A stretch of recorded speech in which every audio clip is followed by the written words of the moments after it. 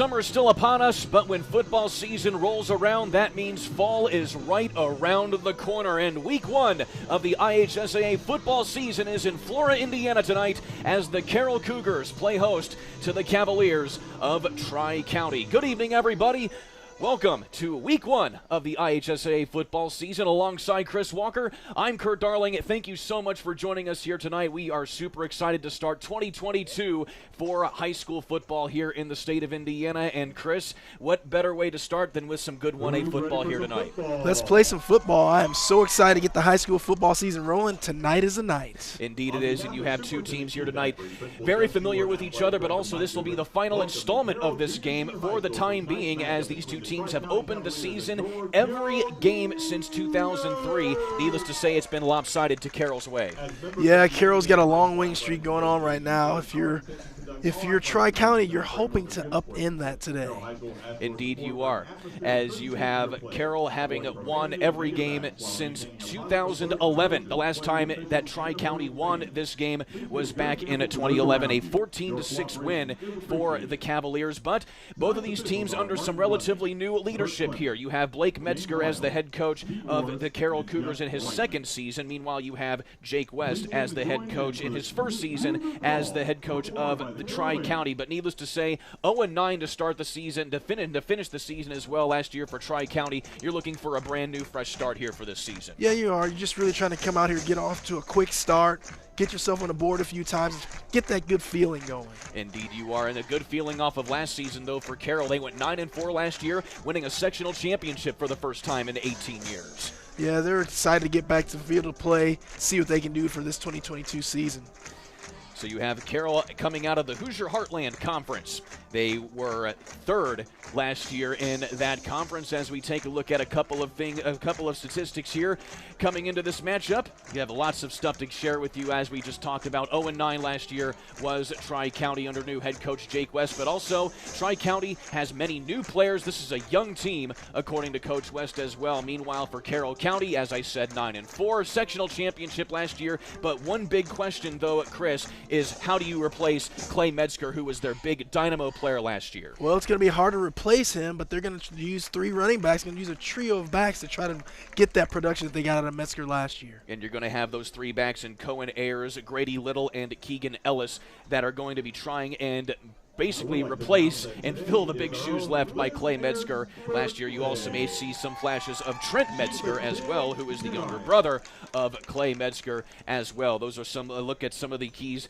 in for tonight's matchup as well. It's going to be a long season as well. You have Tri-County starting at tonight's game against Carroll, but also they'll be starting the season 2 games out of their first 3 on the road. They go back home against Attica next week, and then they go on the road again against West Central as well. Same boat for Carroll County, though. They start here tonight at home, but then they go the next 2 games on the road. So needless to say, both of these teams kind of in the same boat here. It's just a matter of setting some momentum going for the rest of this season. Yeah, whether you're at home or on the road, you got to come out early in this season and figure out a way to execute. If you can execute, run your plays, run your sets, you're going to be just fine. And from a coaching perspective here, Chris, you know, what do you tell your team going throughout the entirety of summer camp, knowing especially in Tri-County? Actually, we'll get to that point here in just a little bit here as we have to take a quick timeout, but don't go anywhere. We will have lots to get to and to unpack as we get through the rest of this season and the rest of this game. We have a lot of stuff to get to. We are super excited. Week one of high school football getting set to go right here. Tri-County taking on Carroll, the Cougars of Carroll High School out of Flora, right here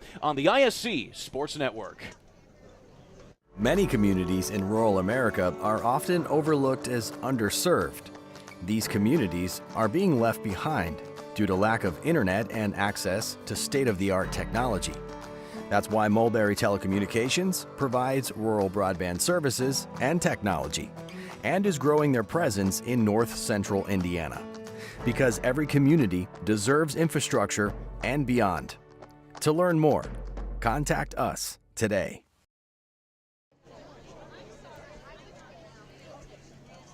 The ISC Sports Network is your home for sports content across the Hoosier State. Find us live on TV and streaming or archived on our website and our app. The ISC is your one-stop shop for the content you want to see, including high school sports, college sports, and other great events throughout the year. Subscribe to our streaming service and get access to it all. ISC, local lives here. High school sports fans, welcome back to Game Time, to pure spirit, to pure sport. Welcome back to high school sports. Fans, I'm IHSAA Commissioner Paul Knighty, and I just want to say, welcome back. This is Game Time. This is Indiana high school sports. This is your IHSAA. Ball here. Harris scores. With 19 seconds left. Fake players, big boy. I'm telling you right now, that's awesome. I love it. That's the finish. You get a layup taken and an and one.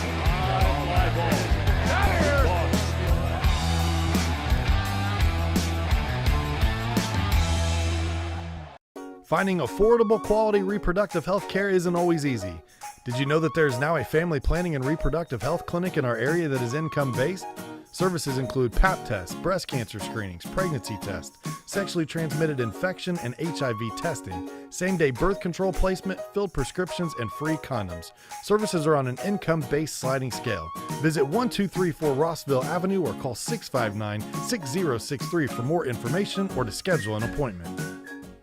Hi, I'm Query. And I'm Schultz. And of course, we do the incredibly creatively and appropriately named Query and Schultz program every Monday on ISC Sports Network. Derek, it airs at what time? 7:30. Okay, every Monday at 7:30. We're now on season number 2, and if history tells us anything, catch us now because you never know when they pull the plug on it. Why would you say that?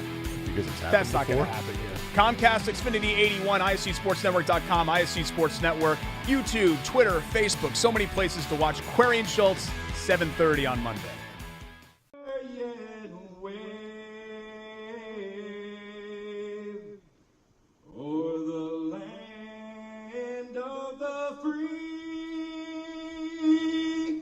And the home of the brave. Pre-game ceremonies getting underway and going forward here in Flora, Indiana, the home of the Carroll Cougars as they get set to take on the Tri-County Cavaliers. Welcome back here on the ISC Sports Network alongside Chris Walker. I'm Kurt Darling, getting you set for some good 1A football here this evening. So, Chris, obviously we were talking about this before we had to cut to break here, but, you know, coming into a game like this, these are two teams that are very familiar with each other. What do you tell your team going throughout summer workouts, especially given how both of these teams have gone through last season, now coming into this season? What do you tell your team to prepare them for a game like this? Well, a couple things for me. I think, number one, make sure you're hydrated, right? But, again, you have to execute early, right? We got to be able to run our sets and run it effectively. Got to be able to block and tackle, do the things the right way so you can be effective in this game. And of course, hydrate definitely. Of course, remember, we're still in the summer months here. Yes, we are. It's about maybe 85, maybe between 80 and 85 degrees right now in Flora, Indiana. We've been still dealing with some summer heat here, but needless to say, we're right around the corner for some fall weather to things to get cooled back down. But nevertheless, it still doesn't exactly feel like football weather, but still you have that atmosphere in the air, especially as the Carroll Cougars take the field here this evening. Cannot wait to watch some football. And so the Carroll Cougars, again, coming in under the tutelage of Blake Betzker, who is in his second season as the head coach. He went 9-4 last year, but also he has a very familiar coaching staff to him as well. You might know the name one John Hendricks, who is very familiar to the Carroll community. He won a state championship in Class 1A football for Carroll County back in Carroll, Flora, back in 1995. Well, Coach John Hendricks is the father-in-law to one Blake Betzker. He is on the coaching staff. He is now the offensive coordinator. He will be running the offense here tonight for the Carroll Flora Cougars, I keep saying Carroll County. We're in Carroll County, but it's the Carroll Flora Cougars. Meanwhile, Tri-County, they have a brand new coaching staff in their helm. Jake West, who spent a few years as the head coach down, or as an assistant coach down in Madison Consolidated. He's back up here after being an assistant as well at Tri-County, as both teams meet at the center of the field for the coin toss. The officials for tonight's contest are Martin Blessing as well as Kurt Clemmy, James Little, Steve Morris, and Jeff Whiteman. These will be the crew for tonight. Of course, we always appreciate the job that the officials do here for these games. Let's get to our keys to the game here. Chris Walker, what do you got for us? Well, let's see what we have. We're talking about both ways. So you got Tri-County has Carroll is only playing 4 players both ways, and for a 1A football team, that is really important. And so, again, that's going to help early in the season when it's really hot out. You'll be able to keep your team more fresh when you do it that way.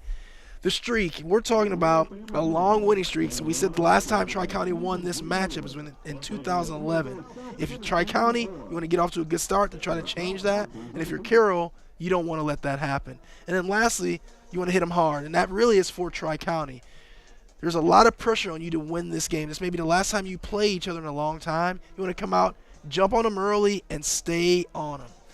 And again, as we said, this is going to be the last installment of this game for a while, as Tri-County has decided not to return to this game next year. Meanwhile, Tri-County will be taking on North Newton in this season opening game next year, so they will be picking up a non-conference game in that regard as well. Meanwhile, winning the toss was the Carroll Flora Cougars, so they will be opting to receive. And so it will be Tri-County kicking things off here to start this 1A contest. Chris Walker, you can feel it in the air. We're ready for some high school football here this evening. Let's kick it off. So putting his boot into the kick will be Benedict Witek. He spells his name with a K, not a C at the end. So a unique spelling there for Benedict Witek. So he will be kicking things off here for Tri-County, as they will be kicking it off to Tanner Turnbaugh and Tanner Turnbaugh, as well as a couple other players as well for Carroll Flora. You'll also see Grady Little and maybe Cohen Ayers as well getting into the mix on the kick receiving duties. As the pregame festivities coming to a conclusion, we are set to go here for some football here in Flora, Indiana. Kurt, this is a really interesting kickoff alignment here. Let's see if they kind of break out. So looks like they're showing somewhat of an onside kick right out of the gate, but instead it's just a little pooch kick to the 30-yard line, and it's going to be picked up there by Carroll, and they will be taking it back to the 37-yard line to get things moving here to start this 1A contest between Tri-County and Carroll. And so now we get a look at the starters tonight for the Carroll offense. Luke Tanner is going to be at the helm of the Cougar offense. He is described solely as a quarterback by Coach Blake Betzger. That is all he plays on this team. He does not play both ways, which, according to coaches, you probably think is a good thing, especially for the health of a player. Going to the ground right out of the gate here is the Cougars, and they give it to Keegan Ellis right up the gate for a solid gain. See, Keegan Ellis was really good size.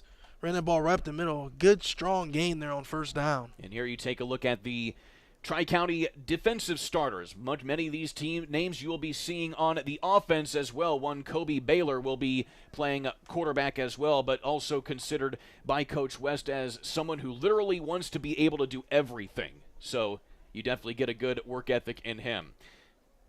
Quick on the count here, once again, right up the gut to Ellis again, and that is good for a first down for the Cougars, down to midfield.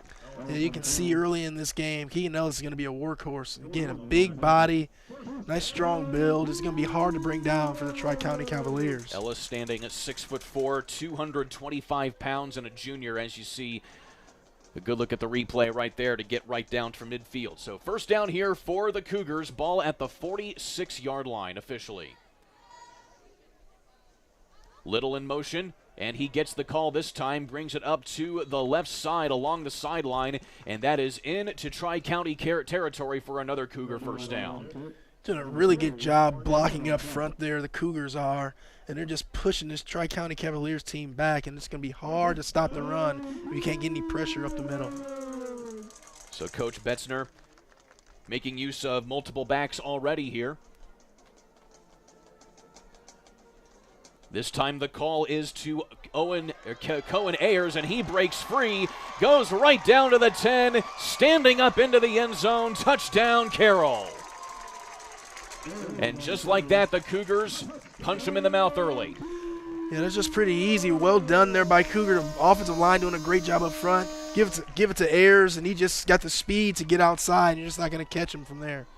Ayers, a lanky 5'10", 160-pound senior. Had plenty of reps last year in the backfield in assistance of one Clay Metzger, who the Cougars lost to graduation. And now Tanner Turnpaw will put his boot into it for the extra point, and he sends it through the uprights, and it is good. So 4 plays and 60 yards gets a score for Carroll, and they go up 7-0 early. Back in a moment on the ISC Sports Network. Your life is on the go. Now your viewing habits can be on the go. With the ISC Sports Network app, your team is at your fingertips. You can download years' worth of content from the ISC Sports Network library. High school, college, special events, weekly and monthly shows, wherever you find your favorite app. And you can always find out more information at iscsportsnetwork.com. 7-0 early here in favor of Carroll as the Cougars get up early on the Cavaliers. Welcome back to Flora. I'm Kurt Darling alongside Chris Walker. Chris, pretty cut and dry first drive right there for the Cougars. Yeah, it was that 3 or 4 running plays, and they're just really attacked Tri-County. I mean, offensive line really pushed them back. So if you're Tri-County, you got to get over the sidelines, regroup, find a way to get in those gaps and push them back so you can stop some of these runs, make them try to throw the ball. And as we expected, you don't have the one player, feature player anymore for Carroll. You saw 3 different players get their hands on the ball. And they were all very effective. So here we go. Tanner Turnpaw going to put his boot back into it to kick it away to Kevin Martinez and Riley Hughes back deep for the Cavaliers.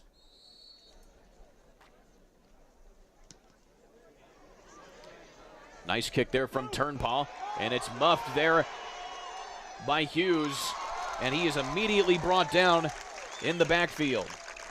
And Braden Leno actually on the return there. Couldn't quite keep his paws on it right there. As we now take a look at Tri-County starters on offense. Again, many of the same names that we saw on the defense, but one name in particular that stands out to me here, Chris, is Saber Province. He is a 315-pound freshman who was voted a team captain for this team. Yeah, that is really impressive. I'm not sure I've ever heard of a freshman being named team captain at any level, high school, college, whatever. That's like a rookie in the pros being named a captain. That's impressive. The team loves his work ethic, so says Coach Jake West. So here's Kobe Baylor in the gun with 2 backs in the backfield with him. He sends McMorrow in motion, and it's a muff snap right out of the gate. He has to get forward to avoid the safety, and he does. But that is a big loss of about 10 yards deep within their own territory. That is not how you want to start your season. No, it's not. And I was just going to say that Kobe Baylor's got really good size on him, so to snap that ball over his head, man, that's going to be a really poor snap, the first play to start the game. Tyson Jordan, the center here for Tri-County. So quarterback and center not exactly on the same page here to start things out. Well, we talked about Tri-County wanting to get off to a good start, and they're kind of going the opposite direction right now. So the ball officially on the 2-yard line after it had been on the 12. And Baylor's just going to give himself some breathing room here for a quarterback sneak for maybe a couple yards out to the 4. There's just not much you can do when you're down pinned up in your own territory there. Just got to get the ball out to really give yourself a chance to get a decent punt off. Stop by Wood. So 9:30 left here in the first quarter. So far a pretty lucky drive here for Carroll on the defensive side. They haven't really been able to do much defensively because Tri-County has shot themselves in the foot early here. 3rd down and a long 22 yards. Showing blitz is Carroll. And it works. And that will result in a safety, it appears, as it looked like they didn't get out of the end zone. And we haven't gotten the official word from the referees just yet, and it is in fact a safety. So the ball was given there to Riley Hughes, and just an excellent defensive play here by the Carroll Cougars. Yeah, it appears really both offensively and defensively thus far, the Carroll Cougars are really owning the line of scrimmage. Michael Carey was the one on the tackle right there. So Mulberry Telecommunications is a proud supporter of Carroll High School athletics and academics. Coming soon to the town of Flora and Bringhurst is Mulberry Telecommunications fiber optic services. That includes internet speeds up to a gig, streaming TV, residential and commercial telephone solutions, and more. Get signed up today at www.mintel.net.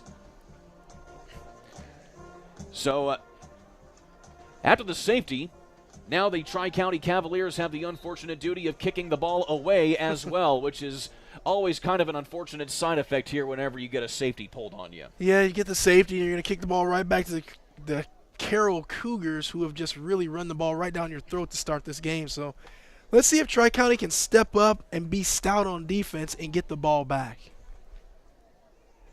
So once again, back to return will be a handful of players here as well. You'll have Grady Little as well as Cohen Ayers.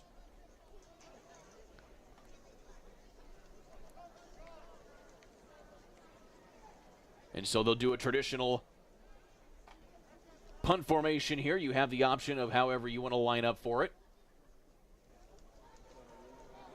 And so the punt doesn't sail past midfield. It bounces out right about the 47-yard line or so. So excellent field position again here for Carroll to move things along here in this one. 46-yard line. 46-yard line, the official measurement there. So last time we saw the offense, it was 4 plays, about 60 yards and some change to get to the end zone for their first score. A long run by Cohen Ayers to score the first touchdown of the season here for the Cougars. And keep in mind, Keegan Ellis was a workhorse early in that series with a few runs right up the gut. So here's Tanner in the gun, and he hands it off to Ayers again. He has a lot of running room once again, and he gets all the way down to the 20-yard line. Cohen Ayers is really showing his speed early in this one. Yeah, it really seems like they like to go with Ayers and Little to the outsides and Ellis up the middle, but both Ayers and Little can really run, and you give Ayers a little bit of daylight, he's going to take it for a long way. Some excellent blocking on the end of there by Andre Hernandez, a 240-pound junior playing right tackle.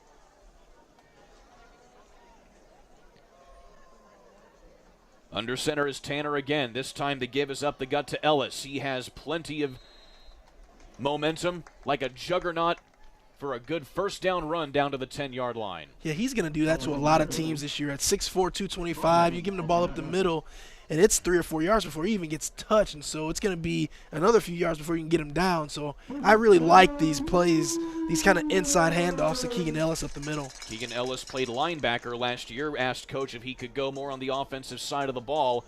He certainly say okay as you see him get the call again, and he blasts his way through the line and finally gets held up just inside the 5-yard line for another big gain. And let's see if Coach Betzner and the crew decide to give Ellis this ball again up the middle, try to get himself a touchdown here early.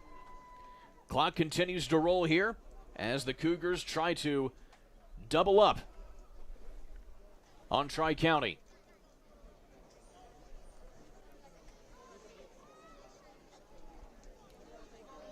Tanner back under center.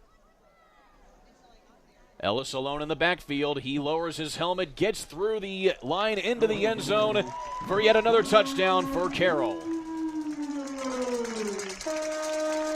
Easy peasy lemon squeezy. Yeah, it really is. They're just really too stout up front. The offensive line, again, Carroll is really owning the line of scrimmage, although the big nose guard there, number 70, for Tri-County, busted through the middle. He just could not make the play quickly enough. That is one Sabre Province, the freshman. There you go. And team captain. The extra point is up and good for Tanner Turnpaw. So it's 15-0 in favor of Carroll as Tri-County tries to stop the bleeding going into their next drive. Back in a moment here on the ISC Sports Network. For the ultimate Wi-Fi experience, you need a managed Wi-Fi service with advanced Blast Wi-Fi. Blast Wi-Fi systems provide ultimate coverage, ultimate performance, and ultimate power all the time. Available from Mulberry Telecommunications, Blast Wi-Fi systems feature the latest Wi-Fi 6 technology and are equipped with unrivaled bandwidth and 4 times more simultaneous connections, so you can connect tons of devices throughout your home with no lag and no downtime. Plus, with 24/7 support and remote troubleshooting, you can rest assured that Mulberry Telecommunications is always here to help you should any issues arise. It's the ultimate Wi-Fi experience, and it's a blast. Blast Wi-Fi is now included with Mulberry Telecommunications fiber internet packages. Contact Mulberry Telecommunications at 296-2885 today to get started. Things have gotten ugly already here, especially if you're a Tri-County fan. It's 16-0 on the scoreboard as Carroll has gone up big time on the heels of many different runners. Of course, Cohen Ayers touchdown number 1, and then the big Keegan Ellis touchdown number 2 on that last drive. Well, Kurt, I don't know a whole lot, but I do know, and I've always been told, that the big uglies is what wins you football games, right? And that means the linemen up front. And right now, Carroll is just dominating the line of scrimmage, both offensively and defensively. So until that changes, I don't think anything's going to be different. End over end kick is going to bounce once again into the hands of Leno. And Leno tries to get back out for some more decent field position, gets hammered right there at about the 25-yard line to set up another tough spot here for Tri-County. A good run back there by Braden Leno, but, man, he got stuck there at the end. That was a really good tackle.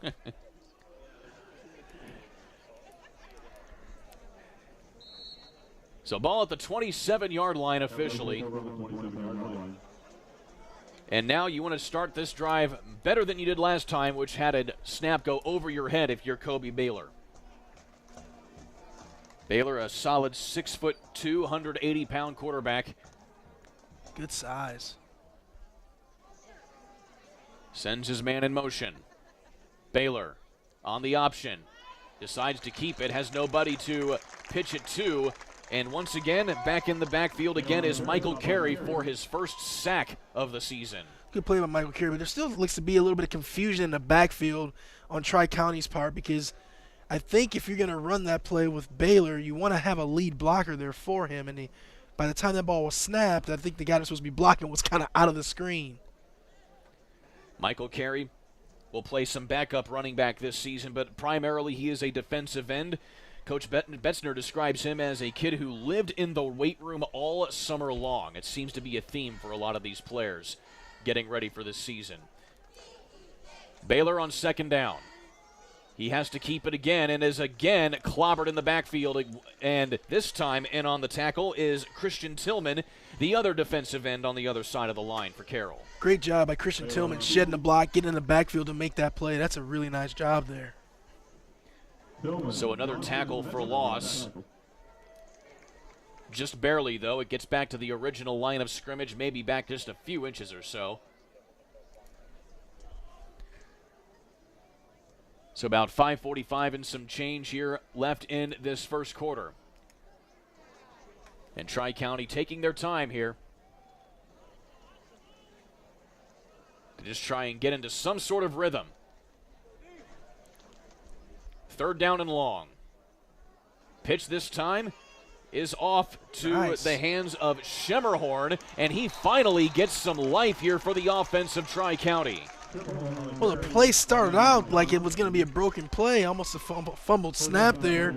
But Baylor did a good job of corralling this ball and then flipping it to his running back on the option play here.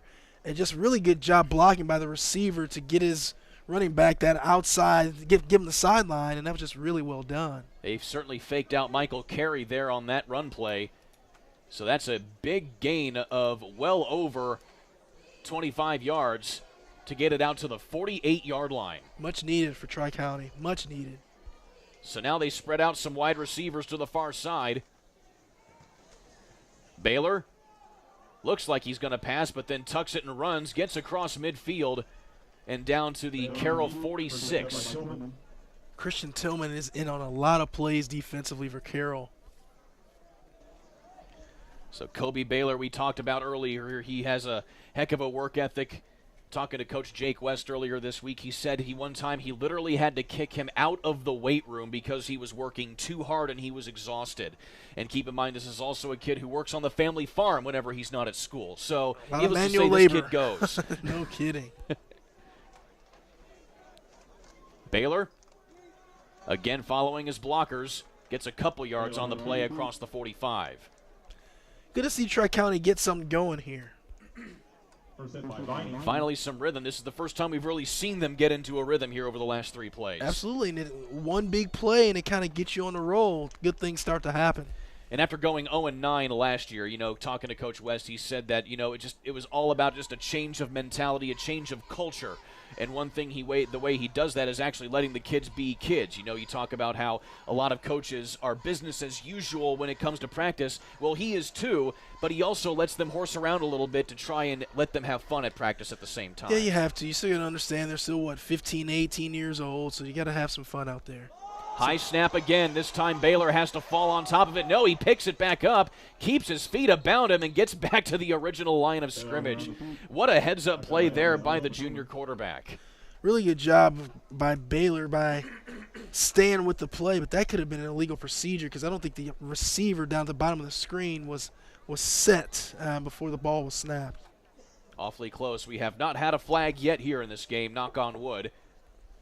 And so they'll mark him out just a couple yards shy of the original line of scrimmage. So this will now bring up 3rd down and long.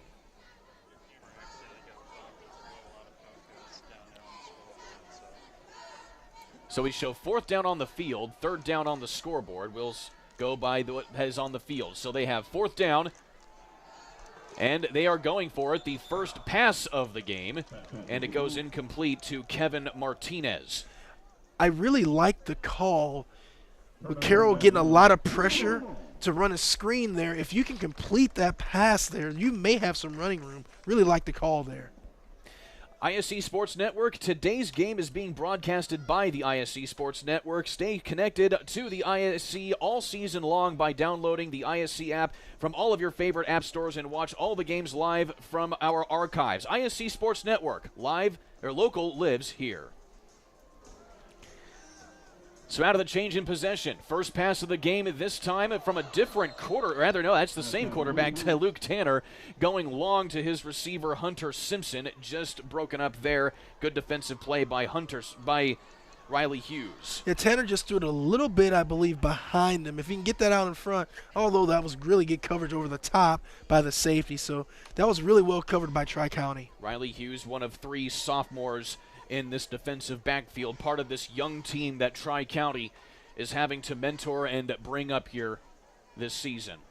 So 2nd down and 10 here for Tanner. Hands the ball on the sweep here to Ellis. Wow. Keeps his big legs moving across midfield down to the 44. You know what's scary about Keegan Ellis is he's got another year of high school. I mean, he is going to be really – I mean, he already is impressive, but I can't imagine. I mean, what's he going to look like next year? And just think, right now he weighs 225 pounds. And if these guys live in the weight room like these coaches say, you could probably see him packing on another 30 pounds of muscle. You see him starting at left tackle or something next season. It's like Bo Jackson Tecmo Bowl style here. This time Grady Little gets his first carry, and he goes right down the sideline, down to the 10, down to the 5, touchdown Carroll. Like we said earlier, you go with Little and Ayers to the sidelines, Ellis up the middle, they're going to be hard to stop for anyone. I mean, this is impressive. A 46-yard scamper for Grady Little following his blockers. Keegan Ellis among those blockers for the Cougars. And just like that, the Cougars have busted it open even more than they already had. 22 unanswered points here in the first quarter, 3.5 minutes left to go. It's not often that your snapper forgets to come out on the field on an extra point. Sometimes when things go quickly, you get caught up in a little bit of the minutia. That's right. 3:29 on the clock, 23-0. Carroll on top of Tri-County on the ISC Sports Network. The ISC Sports Network is your home for sports content across the Hoosier State. Find us live on TV and streaming or archived on our website and our app. The ISC is your one-stop shop for the content you want to see, including high school sports, college sports, and other great events throughout the year. Subscribe to our streaming service and get access to it all. ISC, local lives here. Well, the bleeding gets worse here for Tri-County as the Carroll Cougars have now scored 23 unanswered points to start this contest here on the ISC Sports Network. Chris Walker, Kurt Darling with you here in Flora. Well, Chris, now it's just a matter of just trying to keep that momentum going that you kind of had there if you're Tri-County. They had a little bit of life, but it just kind of sputtered out there, and then it resulted in this touchdown on the other side for Carroll. Yeah, if you're Tri-County, try to pick off where you what you had going a little bit in that last series where you had a few positive plays, but you just got to keep building, right? I mean, you don't want to get so down that you just kind of fall and not fight at all. You got to keep fighting and try to do something productive. So once again, Turnpaw will put his boot into it. He's been solid in the kicking game on special teams. And if you're Tri-County, you certainly want to get a good return here. Once again, you have Bladen Leno back to receive. 3:29 on the clock as we wait for the officials to get all squared away. This time it's a low bouncer, and here's an opportunity for Tri-County. Ouch. Fumble. And maybe fumble on the play there. Looks like Tri-County fell on top of it. Gabe Sanders on the return. Johnston in on the tackle. And there you heard Clayton Johnston in on the tackle there. He was a JV player last year. Betzner's looking really for him to break the ice this season on varsity, as they move some players around to try and fill in some gaps from a year ago. See if you can go with this quick option play to the wide side of the field here. See if you get some positive yards. Kobe Baylor back in the gun. This time on the fake, pitches it out to Schemmerhorn, sheds a tackle across the 50, and gets shoved out just short of the 45-yard line. And that right there is what you need, Chris. Well, as I was saying, run that option play to the wide side of the field to see if you can kind of get outside and get some positive yards. That's what they were able to do. Very nicely jumped. So very nicely done. Play action to Barnett, and then the pitch to Schemmerhorn. And a nice play there by the Cavaliers. J.P. Schemmerhorn, a coach's son. Steve Schemmerhorn is an assistant coach on this Tri-County squad.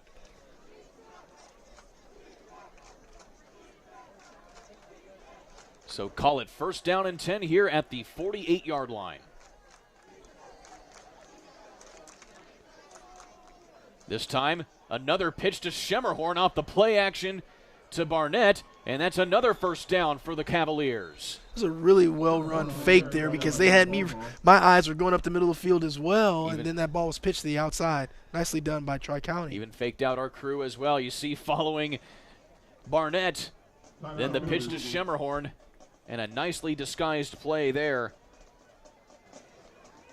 as Turnpaw in on the tackle for the Cougars.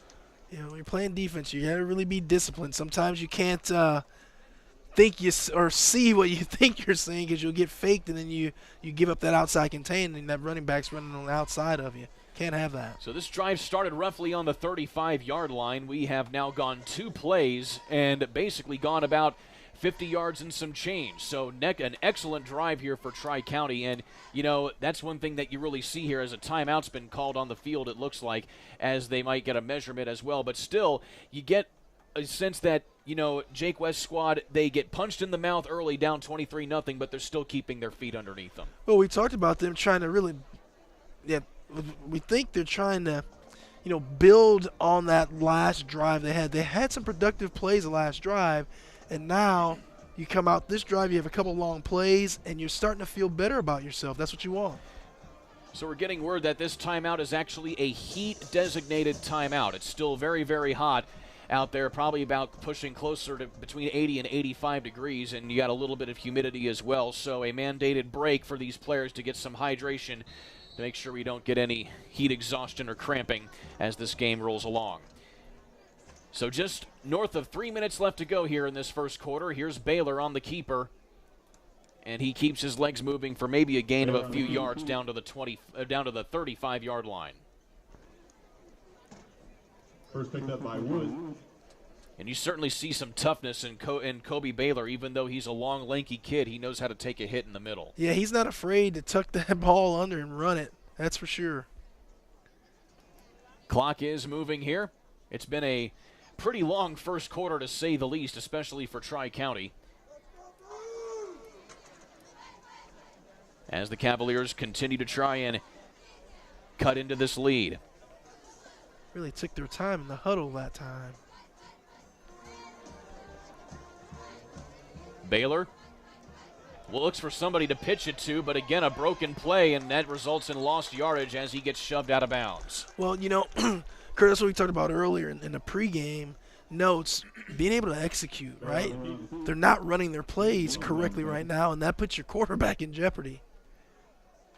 And especially, you don't want your quarterback in too much jeopardy early on in the season, which results in injuries. And you just see a heck of a hit here, just shoved out of bounds. And in on that hit is Cody James, the linebacker for Carroll. I wonder how close that was being That a was late awfully hit. close. It That's was what really I was close. thinking. Yeah. Give this time is just a straight up here to Braden Barnett, and he goes nowhere with it. And you see Cody James kind of get fallen on right there, but he gets helped up by his teammates, and it looks like he'll be able to walk that off. Yeah, James and Hernandez in there really quickly. As soon as that ball carrier got to the line of scrimmage, they were right there in his face. Cody James, one of a few seniors, one of three seniors in this four linebacker set in the defensive set here for Carroll. Clock continues to roll, close to 90 seconds here left in this first quarter.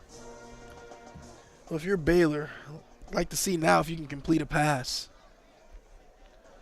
Not many passes taken. In fact, just two entirely in this game, one for each team. As we get a snap, but then a stoppage, and we get our first flag of the game, delay of game on Tri-County, and we kind of felt that that was coming based on how long they've been taking to get set up and in the huddle. Yeah, Baylor was over on the sidelines for quite some time getting a play call in, and you saw him try to hustle back out to get the word to his team, but it just took too long.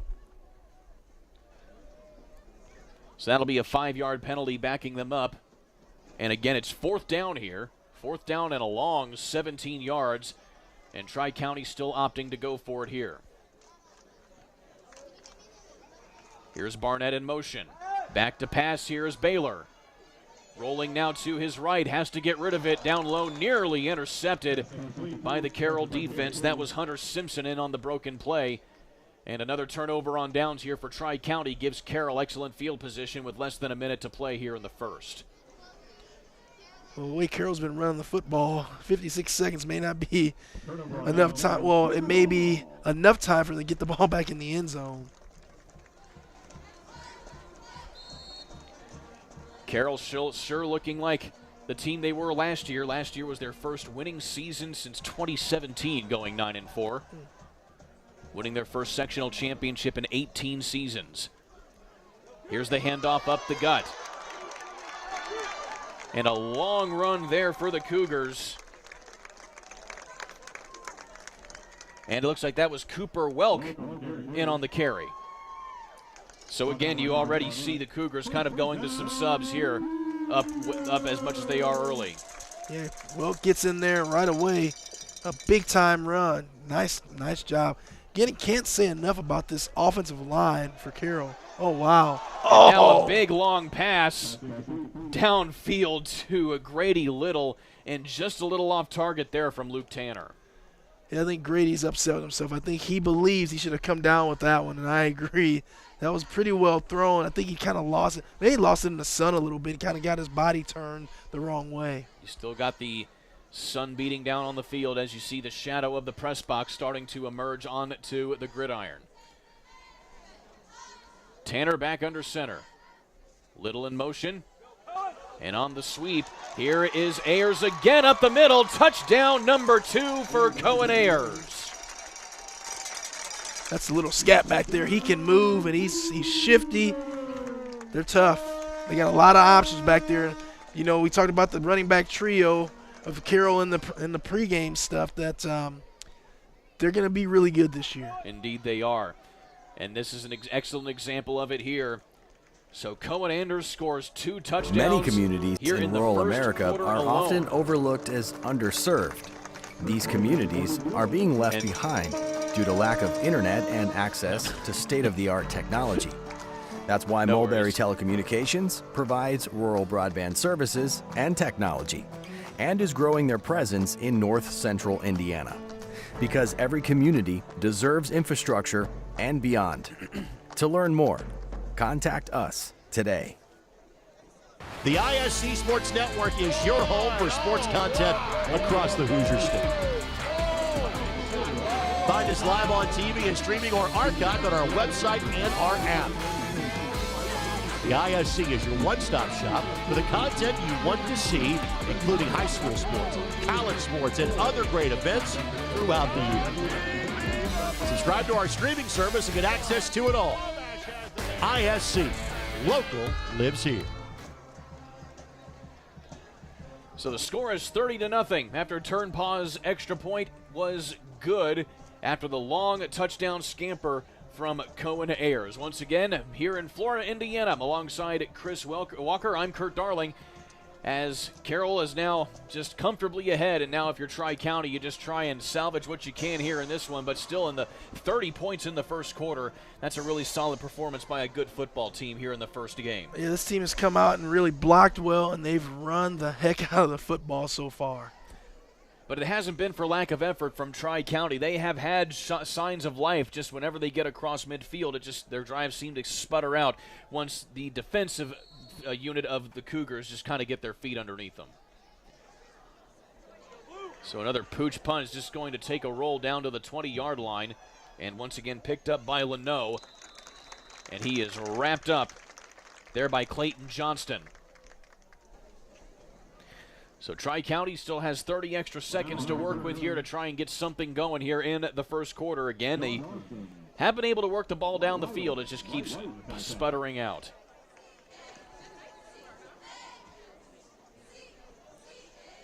So the Cavaliers have only ever beaten Carroll County 7 times in the history of this rivalry.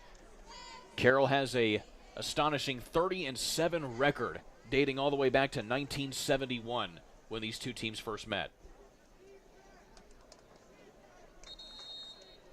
And we have a whistle before the snap. And it appears another flag on the play.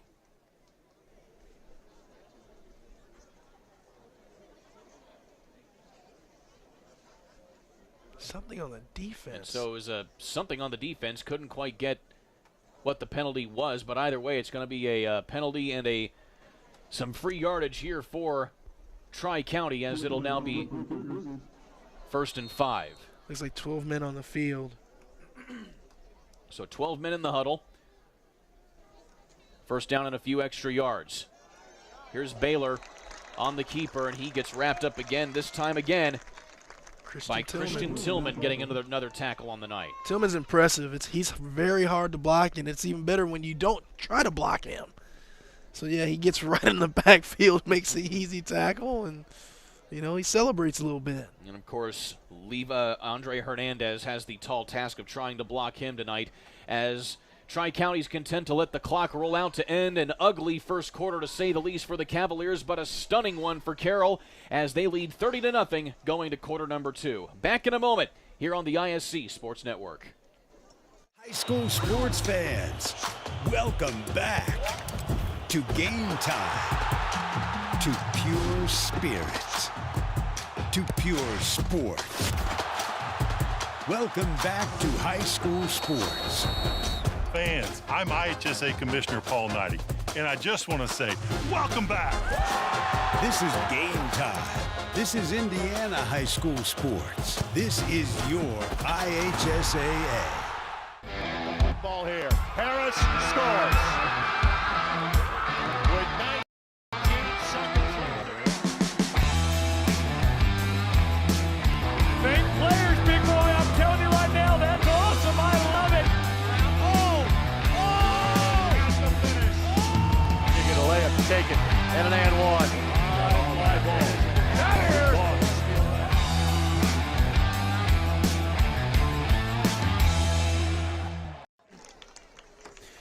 30-0 going to quarter number 2 here on the ISC Sports Network. Carroll all over the Cavaliers of Tri-County. Kurt Darling and Chris Walker here with you in Flora, Indiana for week 1 of high school football here throughout the state of Indiana. Certainly lots of matchups to pay attention to, but needless to say here for Tri-County, they got to pay attention to what they're doing on offense, because right now they've had signs of life, but mostly what they've been trying to do hasn't been working because of the stellar defensive play by Carroll. Yeah, if you're Tri-County, you got to try to stay together here. You got to try to find something that works for you. Do it well, and just kind of keep the faith, because it's going to be tough. When you're losing 30-0 after one quarter, it makes it really tough. And just to keep it in mind for people who are thinking about it, we get close to the talking about the running clock rule in these certain situations here. The running clock, as we get another flag on the play, on the snap. Going to be a legal procedure on the offense. And indeed that is the case.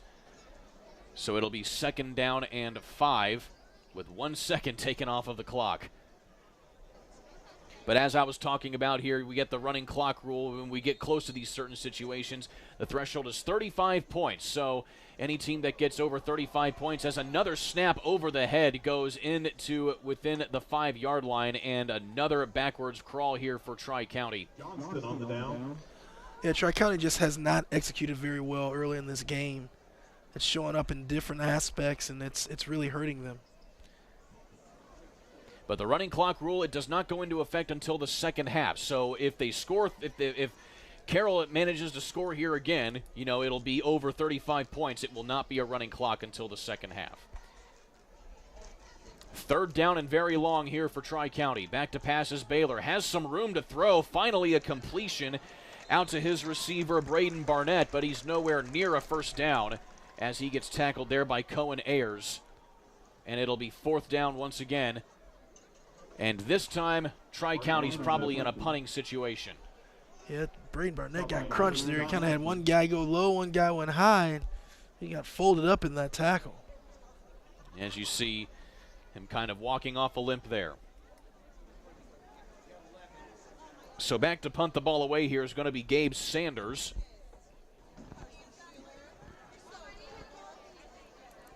He and Benedict Witek share the punting duties here for Tri-County.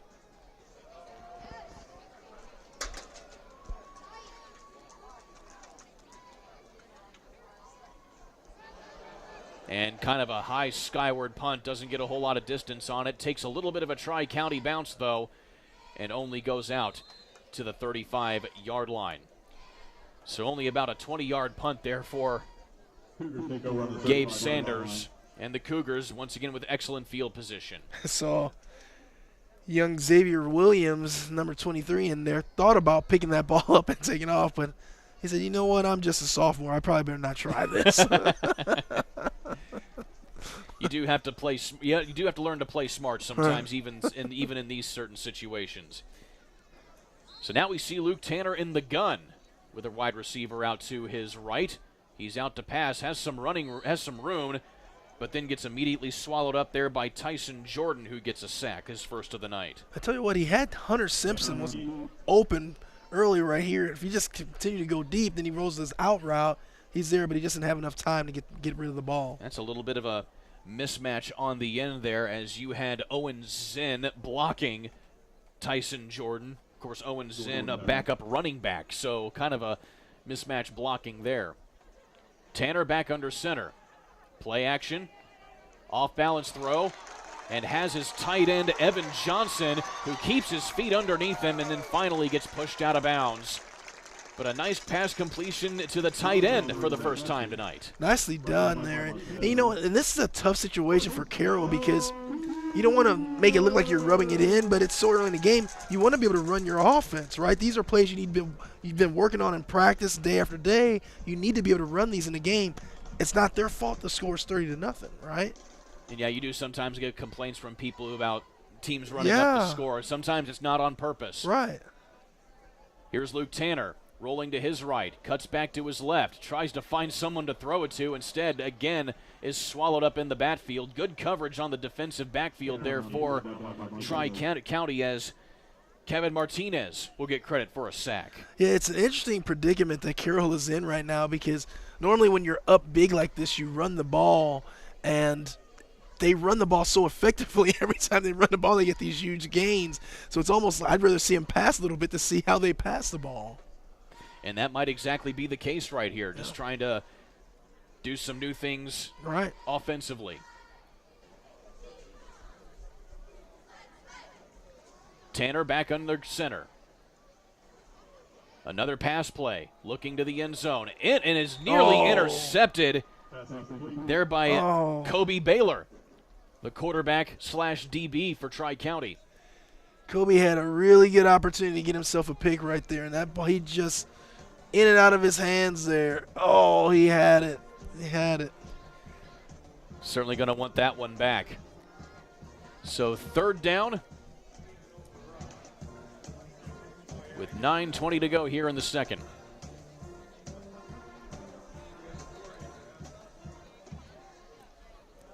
Handoff this time is to Zinn. He has some running room out to the left side and is finally tackled just shy of the goal line at about the 3.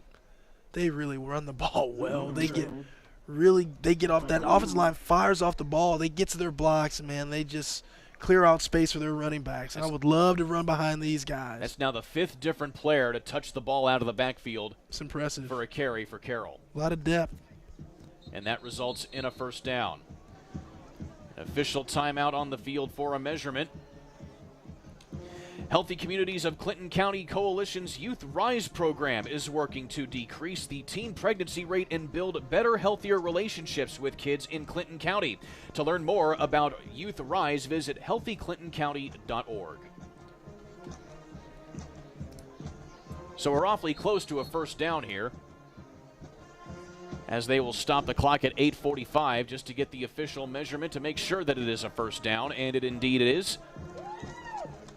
So that'll be 1st down and goal here. And again, the Cougars can try and get that 35-point threshold now, although it still will not be a running clock here as we're in the 1st half.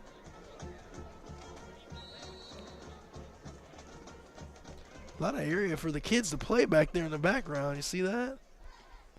You always see a pickup game of football at a football game. This time, the give up the middle.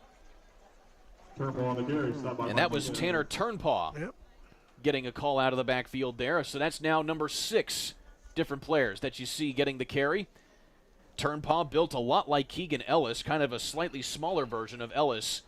Out of the backfield, also handles the kicking duties for Carroll. Tanner Turnpaw is a really good baseball player as well. You see a lot of 2-sport athletes, especially in 1A schools.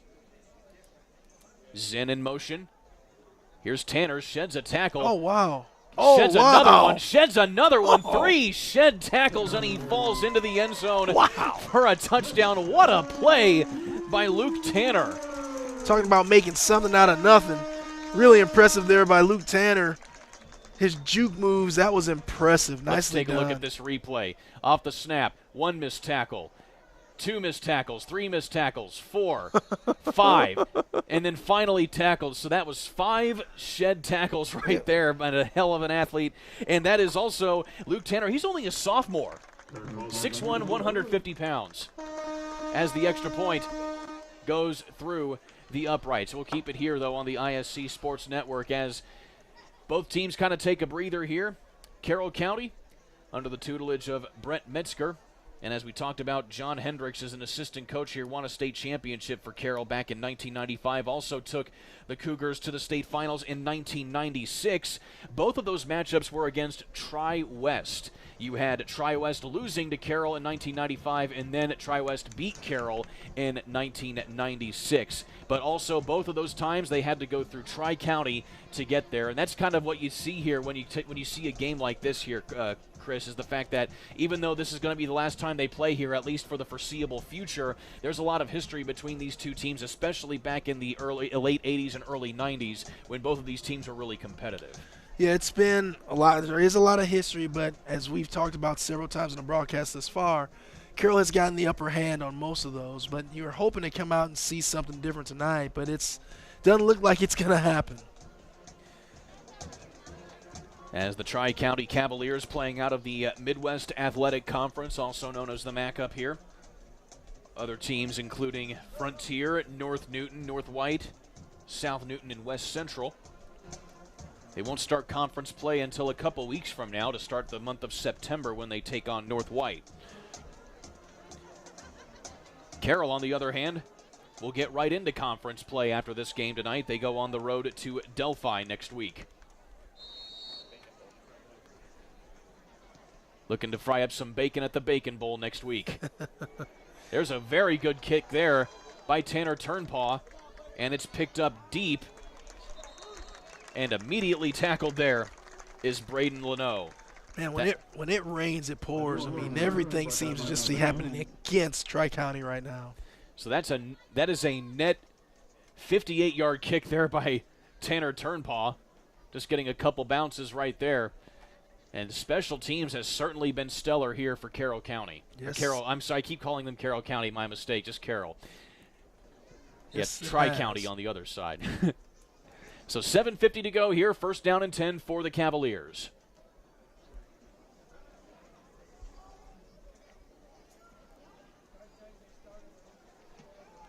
Baylor from the gun. Just going to have a simple handoff to his running back, Schimmerhorn. Look who's on the bottom of the pile. Christian Tillman. Once again. Barnett on the carry, brought down by Tillman and carry. So that's now about 4 tackles for Christian Tillman tonight. One of 3 seniors on this defensive line here for Carroll.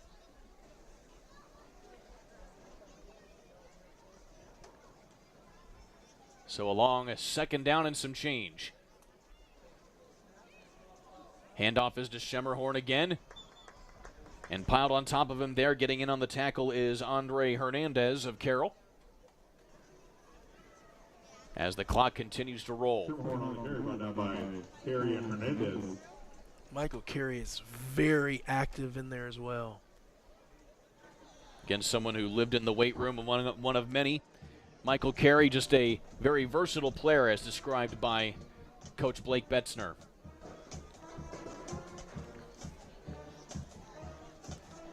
So tonight's game, one of 2 non-conference games here for Carroll.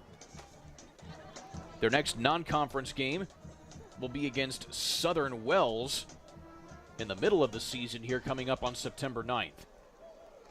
Here's Baylor trying to get away from Christian Tillman again. He was trying to go for the fumble, but instead brings him down short of the line of scrimmage.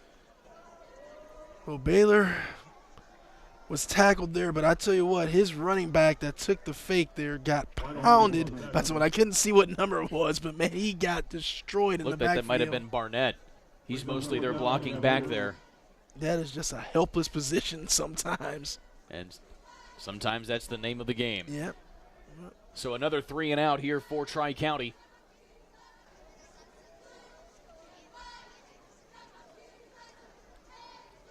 And if you're Coach Jake West, I mean, what do you tell your team here to try and keep at least some sort of morale up here, as that was blocked. That punt was nearly blocked.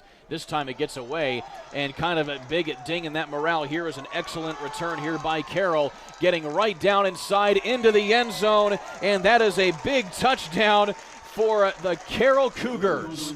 Xavier Williams on the return. Well, that was the young player, the young sophomore that thought about picking up the punt earlier in the game, but he got his hands on this and said, I'm going to the house. Really shifty there. He moves well. I like that play. Very nicely done by Xavier Williams. Xavier Williams is a backup defensive back on the roster here for Coach Blake Betzner. And that makes it 43-0 in a quarter and a half of play.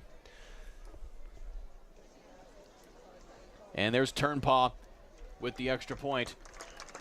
And it is good. We'll take a timeout. 43-0 on the scoreboard. Carroll all over Tri-County here on the ISC Sports Network. Finding affordable quality reproductive health care isn't always easy. Did you know that there is now a family planning and reproductive health clinic in our area that is income-based? Services include Pap tests, breast cancer screenings, pregnancy tests, sexually transmitted infection and HIV testing, same-day birth control placement, filled prescriptions, and free condoms. Services are on an income-based sliding scale. Visit 1234 Rossville Avenue or call 659-6063 for more information or to schedule an appointment. 43-0 on your scoreboard as Carroll is all over Tri-County here within the first quarter and some change midway through the second quarter here on the ISC Sports Network. Healthy smiles start here. Visit ardentdental.com to schedule an appointment. Thanks to Dr. Jill M. Snyder for her support of Clinton Prairie Athletics. Kurt, I want to go back to your question you asked me earlier. What do you say if you're Coach Jake West to your team when you're down so big so early? I mean, I just think you have to stay positive. Try to be as positive as you can because there are still 8 games remaining, right? You don't want to get so far down on your team or so down on them that you can't recover from this. So sometimes you have these bad days. You got to be able to wipe this out and move on. So Tanner Turnpaw back to put his boot into it again. He has been a busy man today on special teams.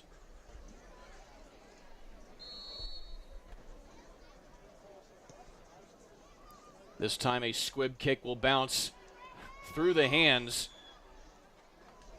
there of Gabe Saunders, and he will just fall on it right there at the 30-yard line. So now if you're Tri-County at this point, maybe you just try and run a few different plays or something like that just to try and just build more cohesiveness as a unit, because clearly Tri-County, even though you've been working all summer long, looks like they still have some work to do to try and build a little bit of cohesiveness within this new administration. Yeah, but it's the simple things. It's getting up to the line of scrimmage, getting the play call in, and executing your plays the right way. I mean, I'm sure you don't practice them like this, right? So when you get out here on the big stage against another opponent, you still have to do the same thing. It's still about blocking and tackling and just executing, and they're not doing that right now. 2 backs in the backfield here with Baylor.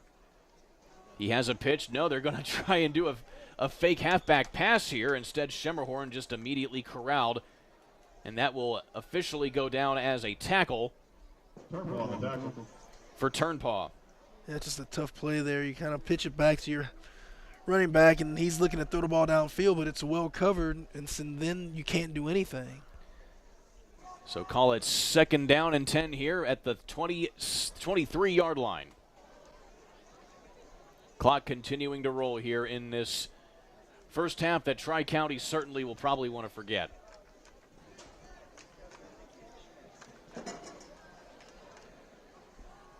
Baylor has a man open, and a nice shed of the tackle there by Kevin Martinez, who is walloped by Griffin Viney. That just makes you hurt. Oh, my goodness. Now we're in the football season right here. Because Martinez got away from one, but Viney hitting him properly, though. I was just going to say that. He did a great job of keeping the crown of his helmet up and not using that, not leading with that. That's a great tackle by Viney. I'm going to say, yeah, that's one thing that the IHSAA has put a premium on, is targeting fouls, especially when you lead with your helmet. Not only is it safer for the player that you are hitting, but also safer for the player that is doing the hitting. 100%. Baylor has some room to throw, but is well short of his intended receiver there.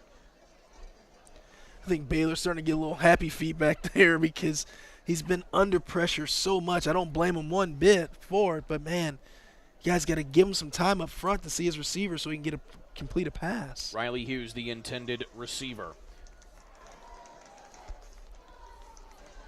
Brings up a 4th down on the Cavaliers. So Jake West of Tri-County, as we alluded to earlier, came back to the Cavaliers after spending a few seasons as an assistant coach down at Madison. But he was back here before as an assistant for Tri-County. The kids loved him so much that when the job became open after the end of last season, they called him to tell him to apply for the job. And now here he is back at Tri-County. This time it's a decent punt. from Gabe Sanders. And he gets it back across midfield to the Cougars' own 47-yard line. And believe it or not here, Chris, this is the first time that the Cougars have been on their side of the field since the first quarter. I'm really interested to see how Carroll handles this offensive possession. They've run the ball so darn effectively thus far that, they've been getting 10 yards of crack on just simple running plays. And then again, like we talked about earlier, if you start throwing the ball, it makes it appear that you're trying to rub it up, run the score up, and you're really not trying to do that. So really interested to see how they handle this possession. Tanner still in at quarterback here for the Cougars. And the handoff here is to Little, and once again lots of running room, nearly sheds the tackle there from the defensive back, and a nice gain down to the 30-yard line. I think really the only thing you can do if you're Carroll is in between plays, take a lot of the time on the clock. But then that's tough to do too. I mean, it's tough to put your kids in that situation. You can only embellish so much. Exactly. Pass from Tanner, finds Ayers, gets down inside the 20, and down to the 15. Ayers on the reception. First down. And another first down. And it's another situation where it makes it tough. You practice all summer and fall getting ready for the season, and your starters, this may be one of those games where they don't even get to play the second half. From the gun, once again, here's Little. Following his blockers, Ellis is one of them. It turns the corner, walks in, standing up for another Cougar touchdown. And just like that, we have a 50-burger on our hands here in Flora. Again, offensive line up front is doing a tremendous job. They're pushing the defenders 5 yards back in the backfield, and it's just there's nothing you can do. So the Cougars have literally run all over Tri-County here in this first half. Turnpaw up through the uprights. He is perfect on the night on the PATs. We'll keep it right here on the ISC Sports Network as Carroll will mosey on over to their sidelines with the comfortable lead, to say the least. But this may not be the end of the series between these two, at least it is in the regular terms of the regular season. But remember, these two teams are sectional opponents as well. They are both in Sectional 43 this year, along with the likes of Caston, Frontier, North White, Taylor, and West Central, as well as Tri-Central. So there is a possibility that these two teams could face each other again come sectional time, depending how the sectional draw goes. And we all know how we love the sectional draw whenever that comes around. You literally never know who is going to be playing who or where. That's right. Part of the beauty of the IHSAA postseason tournament.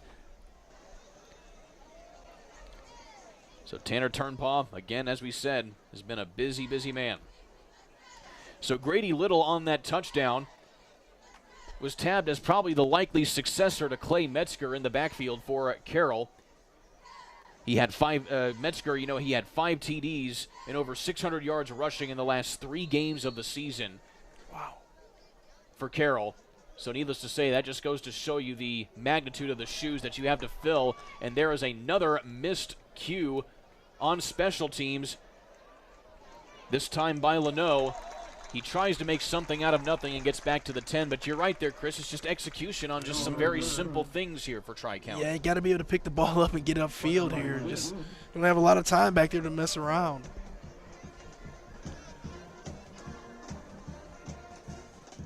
See if Tri-County can close this half with something productive. We've seen it. They can certainly be productive. They've been able to get a couple drives together. But now you start to see a few substitutions here for Carroll. As checking into the ball game now will be Carter Mullins. There at linebacker, along with a couple other subs as well. Here's the run up the gut by Schemmerhorn. And he gets across the 15-yard line.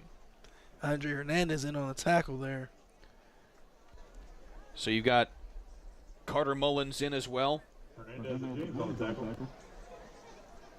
Along with a couple others. You still have Cody James in at linebacker as well for Carroll.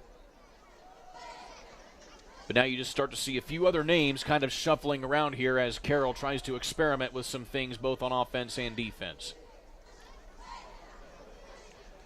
Approaching the 2-minute mark here in the second quarter. Again, Schemmerhorn on the call, and he's immediately wrapped up by Christian Tillman, whose name has been called just a few times tonight. Good sportsmanship there by Tillman as well, helping up Schemmerhorn. Certainly like to see that given the situation that's at hand here with Carroll just all over Tri-County right now. Absolutely. So the clock continuing to run before we get to halftime. Be sure to stick around for halftime. We have a special dedication that we'll be bringing to you. That means a lot to the Carroll community here tonight. Schemmerhorn bobbles the handoff. And again, helped up by Christian Tillman, who's in on that tackle. He is everywhere tonight. Yes, he is. Ball magnet. So 3 straight plays and now another 4th down for Tri-County.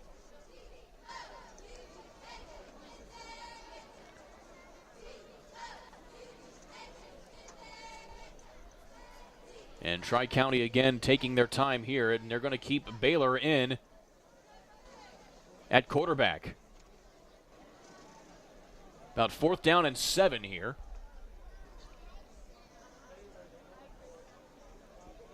Going for the pass is Baylor. Has to shed off the rush. Nobody to throw to. And in on the tackle is Carter Mullins of Carroll. So a turnover on downs deep in their own territory here. I could assume here, Chris Walker, that we see Carroll County take a knee to send this to halftime. I was just thinking the same thing. Turnover on down. Cougar ball. So Carroll back on offense.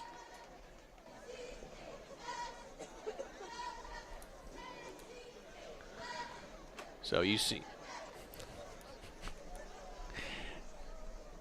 So Luke Tanner lined up in the victory formation here with 37 seconds left. And that should be enough to take us to halftime here as Tri-County, a big goose egg on the board here, going to halftime as Carroll with, needless to say, a flawless first half. Lots of execution, lots of scoring in many different ways. And they may have to run another play here to at least run down the clock. No timeouts taken by either team here in this first half. As the officials making sure everything's all in order. And they will let things wind down. And that will do it here for the first half. Carroll all over. Oop, they took the penalty. That's what they did. Okay, so they stopped the clock at 3. Oh, wow. And they're going to kick a field goal here. So well, I guess why not work on it, right? You've got Tanner Turnpaw, yep, who made a 23-yard field goal in the sectional championship last year in that effort to send them to a regional matchup with North Judson last year. Turnpaw puts his boot into it, but he is not enough kick and not enough leg, and it is short. But nevertheless, a solid first half by Carroll over Tri-County, 51-0 on your halftime scoreboard. And we're in for a long second half here if you're Tri-County. Stick around, though. Back in a minute as halftime coming at you next here on the ISC Sports Network. I'm Query. And I'm Schultz. And, of course, we do the incredibly creatively and appropriately named Query and Schultz program every Monday on ISC Sports Network. Derek, it airs at what time? 7:30. Okay, every Monday at 7:30. We're now on season number 2, and if history tells us anything, catch us now because you never know when they pull the plug on it. How would you say that? Because it's happened That's not going before. to happen here. Comcast, Xfinity 81, ISCSportsNetwork.com, ISC Sports Network, YouTube, Twitter, Facebook, so many places to watch. Query and Schultz, 7:30 on Monday. Your life is on the go. Now your viewing habits can be on the go. With the ISC Sports Network app, your team is at your fingertips. You can download years' worth of content from the ISC Sports Network library. High school, college, special events, weekly and monthly shows, wherever you find your favorite app. And you can always find out more information at iscsportsnetwork.com.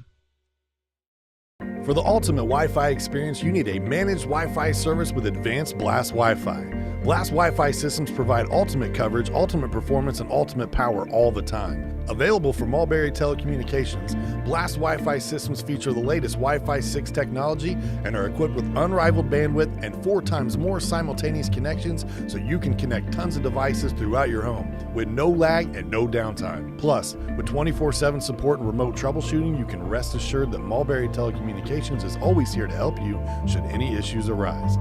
It's the ultimate Wi-Fi experience, and it's a blast. Blast Wi-Fi is now included with Mulberry Telecommunications fiber internet packages. Contact Mulberry Telecommunications at 296-2885 today to get started.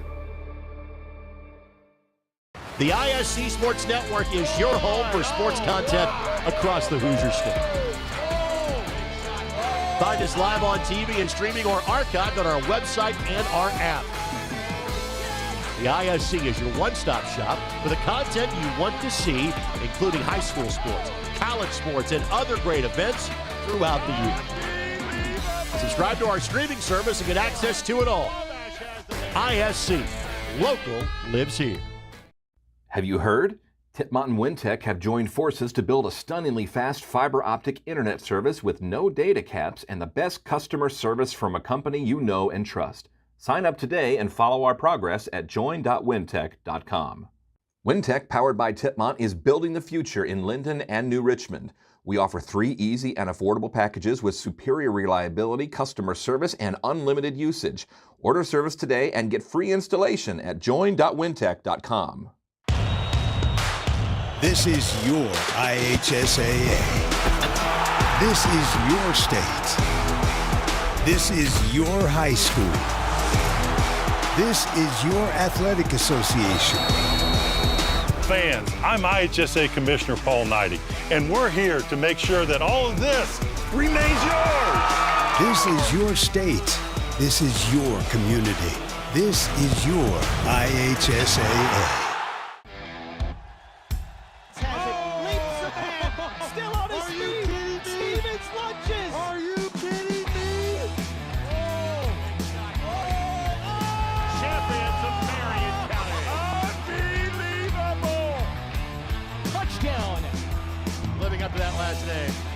Wabash has the lead for the first time today. So that was going to be a highlight reel. Oh, baby. Yeah, you can celebrate after that. Back here in Flora, Indiana, as the Carroll Cougars are all over the Tri-County Cavaliers in this one through 2 quarters. That is not a typo, folks. 51-0 is your halftime score. Once again, alongside Chris Walker, I'm Kurt Darling. And Chris, I mean, what else can you say about this one? Carroll has been flawless in their execution, and Tri-County has been, well, less than so. Yeah, Carroll's just simply and strictly won the battle of the trenches. I mean, they've dominated on the offensive and defensive lines, and when you do that, more times than not, you're going to be successful. And part of the things that have been successful have been the highlights of this game, to say the least, and lots of them are all on Carroll's side of the ball, to say the least. Things got going with this excellent run by Cohen Ayers to get the scoring going. Ayers has been really good running left and right. When he gets outside, he's hard to stop. And it just kept cascading from there for Carroll. For Carroll, as you see the scoring here, a safety gotten by the defense. Michael Carey in on that one as well. Michael Carey's been really impressive this game so far. Then you get the big freight train Keegan Ellis getting his first career touchdown as a running back. Again, the linebacker turned running back, getting in on the scoring there. And then we get Grady Little on his very first carry of the night. He goes 46 yards for a big scamper. And now at this point, we're going to go to the field.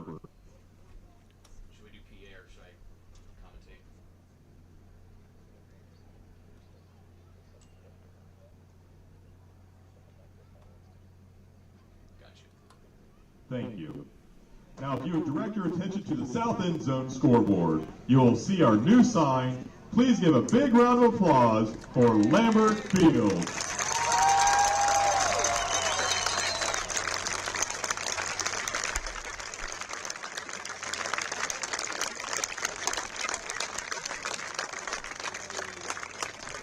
And there you have it, as the dedication you just saw there, but brief, but still important for the Carroll community here, is the fact that this field has now been dedicated Dave Lambert Field, who was someone who was very beloved by the Carroll High School community. He was always there to grill pork burgers at all the home football and basketball games as well, but also he served as school board president, athletic booster club president, among many other hats that he wore at the Carroll High School. So needless to say, his family is here for the dedication, as everybody remembers Dave Lambert here. An excellent honor here, to say the least, here to kick off the season here at Carroll High School.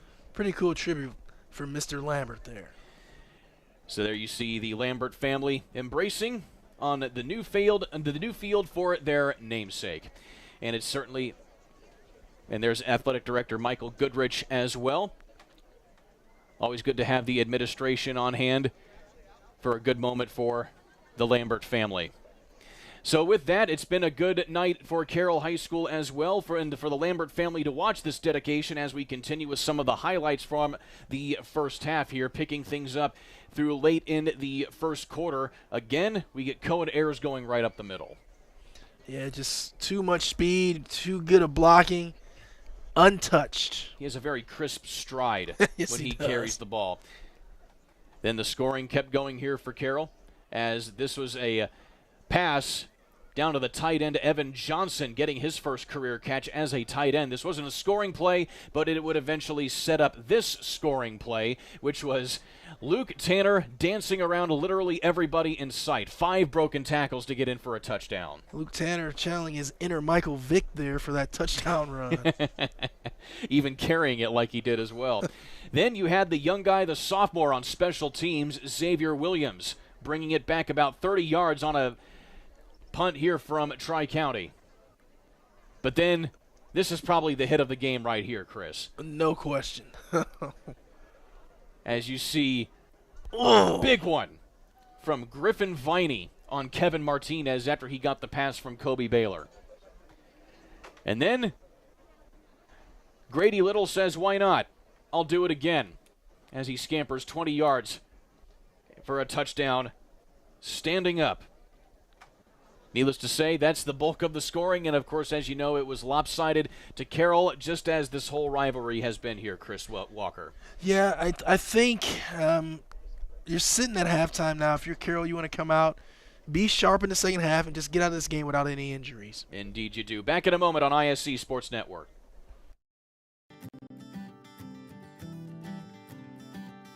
Many communities in rural America are often overlooked as underserved. These communities are being left behind due to lack of internet and access to state-of-the-art technology. Access to broadband internet could be the difference between providing an education and leaving new generations behind. Living in rural America, the biggest obstacle was that we were trying to find a comprehensive approach to address the complexities of my son's autism. I mean, we needed people that could break down the complex issues that we were experiencing, that I understood what I needed to do. That by having high-speed internet, we were able to get the resources and the education we needed.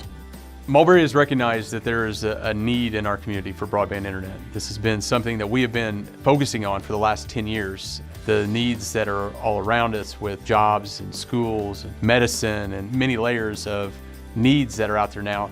But it's not just that, it's the bandwidth required for those needs. You think about any normal residential family and look at what they're doing on a daily basis. It changes a lot, but the bandwidth requirements seem to be that consistent element of this. But also, even more than that, we're starting to expand into the select portion, which is the non-traditional boundaries that we have. And so for us, it's a natural transition because of our aggressive stance with fiber and where we hope to go even in the future. So it's enabled us to be in that place where, as we build out these networks, we're seeing the needs of today, but we're also doing it and recognizing the needs of tomorrow and trying to build out that way.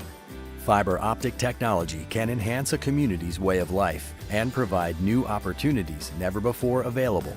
Luckily, local organizations are working together to solve the problems that major telecom providers have ignored. Being able to deploy new technologies like fiber optic internet, for example, I think is imperative. And during the pandemic, we've kind of seen that. Everybody, regardless of location, needs to be able to work, attend school, even consult with doctors completely remotely. And that's something nobody could have predicted 2 years ago. So having access, regardless of location, is, well, necessary to be able to handle challenges like we're facing now in the future. Getting access to make things beneficial for our customers, that's the key, that's the name of the game, is how can we get connected to even those furthest reaches that are out there. We started from the outside and started to work in, so a lot of our rural customers, as we built out our fiber network, they received the benefit first. And as we start to look at our future and how we're forecasting what's next for us, and we want to be able to go into these areas that we recognize a need for and go in and do what we do best, which is serve them with broadband internet. And being able to allow that rural customer the privilege to be on that network, and that's what motivates us. Well, originally when we were with the slower internet, it was always frustrating because we couldn't communicate well with one another. A lot of the teaching and a lot of how they're training me about nutrition or about other things that I need to do within my home, the internet connection was slow or what I was saying was getting all muffled, then that's very frustrating. Definitely with high-speed internet, everything was just perfect. We were able to communicate back and forth as far as what was going on in the videos that I was sending to them, and so that was huge. I was able to really communicate, and that's what's necessary. Mulberry Telecommunications provides rural broadband services and technology for over 100 years. Their mission is to provide an essential infrastructure for their community and beyond. We have lived in this house for 15 years, and it's in a rural area, and we were having terrible internet service, and that was very frustrating because I wanted to be able to run my business. I wanted to be able to also communicate with a clinic that was in Philadelphia. So there was goals that I wanted to achieve, and those goals were not going to be achieved without high-speed internet. So we approached Mulberry, and we told them what our needs were, and they met those needs. They went above and beyond, and the service has been perfect. I grew up in a rural community myself, so I understand the pain of not having any access to broadband whatsoever. So I love that every day we get to solve those challenges for everybody. Also, honestly, I just like the challenge and love the learning opportunities that come with it. This career field is so broad and vast that I feel like I could go for another 40 years and not fully master every part of it, and I think that's awesome. Mulberry is a cooperative built and managed by local community members with the mission to provide equal opportunity and state-of-the-art technology to Americans in rural communities. Mulberry strives to provide outstanding customer service and enhance their customers' way of life. When I started at Mulberry 5 years ago, we were using less than a sixth of our current internet traffic today. Now, after the pandemic, we've seen customers use their internet at all times throughout the day. So we're really focused on reliability, redundancy, and scalability looking into the future. With the world that's really shaking a lot around us, we can be that stable force. We can be that connection point to get them to whatever they need to do, no matter if it's very high and of importance or if it's very low and it's just something to do for fun. As a telecommunications provider, we want to be that connection point to our customers. Our mission at Mulberry is to serve the rural community. It has been that way for 100 years and will continue to be that. To learn more, contact us today.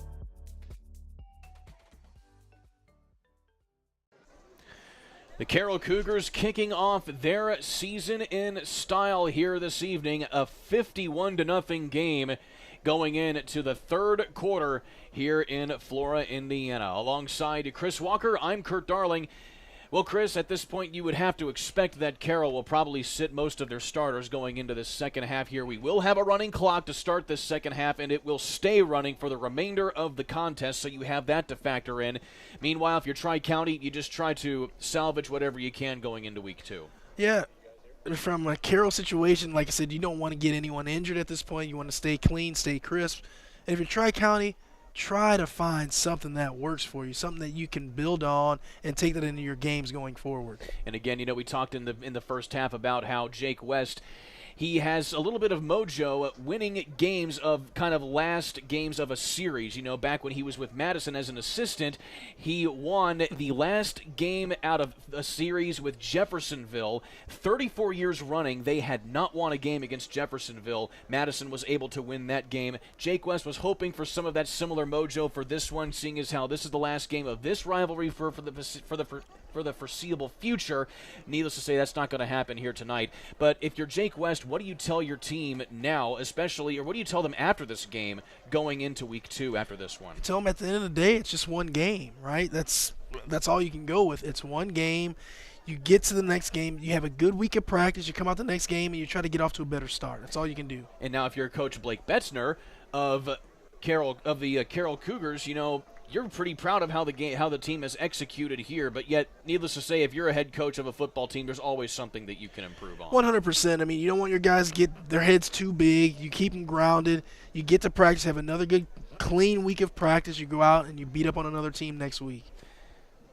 But they'll have to beat up on this team just for 2 more quarters, though, as the Carroll Cougars, they won the toss and received to open this game, so this will mean that Tri-County will be starting with the ball to start this second half. Again, a running clock that we will have for the duration of this ball game.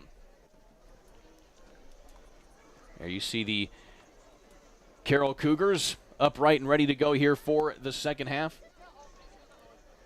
Overall, Carroll in their history as a program, they have a winning record of 324 wins, 261 losses, and 4 ties. This is the 590th game in program history for the Carroll Cougars, and a lot of championships to say the least, adding to that last season's sectional championship, the first time in 18 years that they had advanced to a regional, where they lost to North Judson last year, and it was a good game to say the least as they got down there, and it was just one of those things where their last time they won a sectional, it was against Pioneer back in 2017, who would end up going on to the state finals that year. So, needless to say, the Carroll Cougars, they know how to play some excellent competition, and they know how to win against it whenever they have the right frame of mind and the right coaching and just the right system in place. Well, they're showing that right now tonight. Like I said, they're really dominant up front, offensively and defensively, and we talked about their trio of running backs early in the game, and they have really proven that they're up to the task this year. So,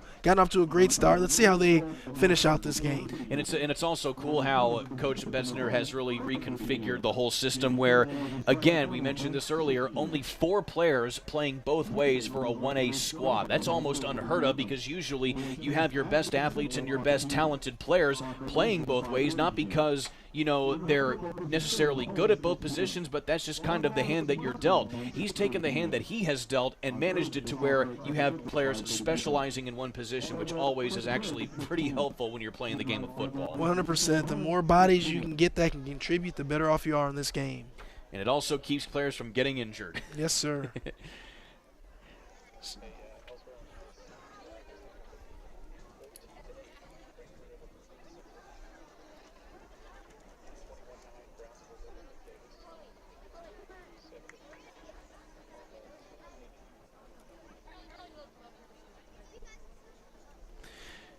So with that, let's get you some scores from elsewhere around on the ISC Sports Network family of networks.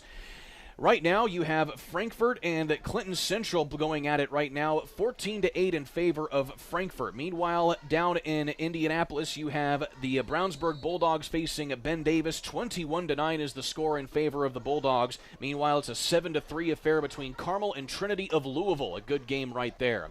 As the third quarter is underway in this one, and that means the clock continues to roll for the duration of this game, as you see a run back there by Gabe Sanders. Nice little run that back there to start the second half for Sanders. See if they can build on that. So the ball going to be placed at the 45-yard line. And Tri-County, again, we've seen them put drives together in this one. They're going to try and do something here as you see a lot of new faces on the defensive line here for Carroll. Here's Schemmerhorn shedding a couple tackles, still staying in the backfield before he's finally dropped. And you have Clark McLean, the backup defensive back, in on the tackle there. They just cannot hold up front on the line of scrimmage so far tonight. Really hurting them on both sides of the football. So now getting some reps here on the front line are the second string for Carroll. Here's Baylor. Has to roll to his right, shoves it forward and completes the pass to his receiver. And that is Bryce McMorrow, the slot receiver, in on the catch. It always cracks me up when receivers at the collegiate and high school level catch a ball on the ground and they try to jump up and run. It's like, this isn't the NFL. It's not the NFL. We can't do that here. Just getting up quickly there, though, because also, you know, even though he also might have been getting up quickly because time is of the essence here with the running clock. Good point. You only have so much time to get so many plays in. So 3rd down and short here for the Cavs. Or rather, 3rd down and 11, excuse me. Baylor, play action. Rolls to his right. Fires along the sideline and over the head of his receiver, McMorrow. And so that'll bring up 4th down and 11. Another 3 and out, it appears, for Tri-County. And this time it looks like they'll bring the punting unit on. Yep.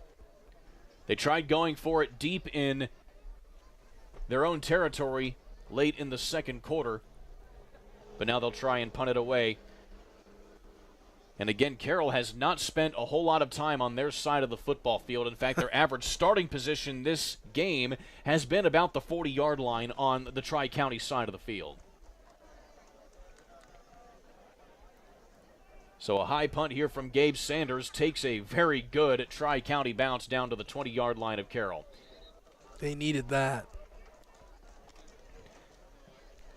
And so we'll see how the offense looks here for Carroll as they switch sides of the ball.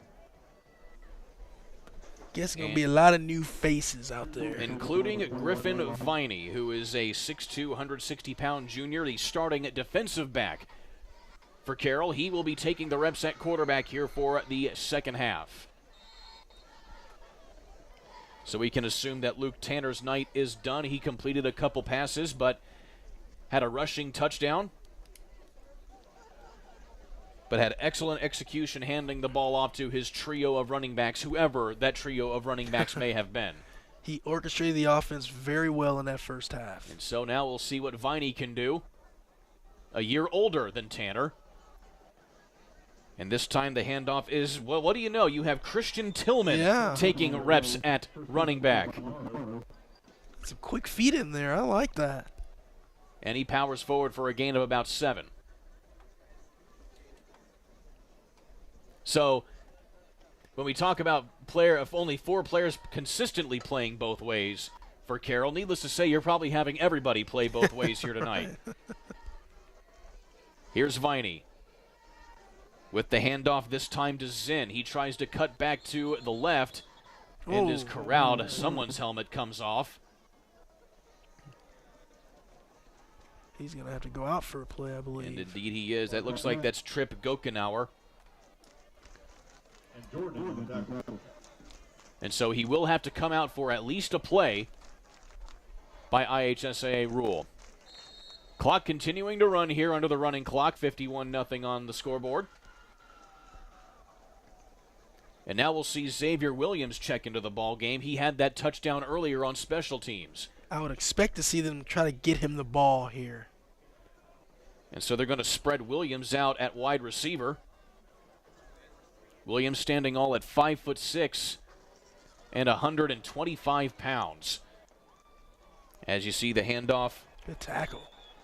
Go to Carter Mullins. Mulberry Telecommunications is a proud supporter of Carroll High School athletics and academics. Coming soon to the town of Flora and Bringhurst is Mulberry Telecommunications fiber optic services. That includes internet speeds up to a gig, streaming TV, residential and commercial telephone solutions, and more. Get signed up today at www.mintel.net. Good tackle there by the quarterback, Kobe Baylor. Kobe Baylor, one of those players who wants to do everything, according to Coach Jake West. And almost looked like a miscue on the handoff. It gets into the hands of Christian Tillman somehow on first down. Nice tackle there by Mr. Eric Minnick. Couple new faces as well here from Tri-County. You know, if you're a Tri-County player, it's a good opportunity to prove you should be out in the field, right? So you can't take anything for granted here. I know the score is really lopsided, but get out there and earn yourself some more playing time. And you still see Saber Province, the freshman, down there at nose tackle. He's certainly been playing his heart out as a freshman captain. And there's a sack, this time from Trip Gokenauer. Also in on the tackle is Tyson Jordan.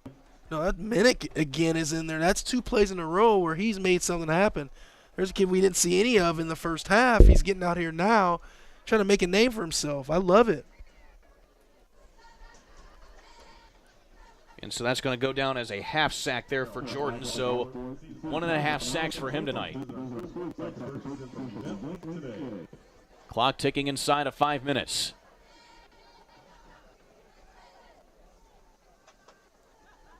Viney under center, on the pitch to Tillman.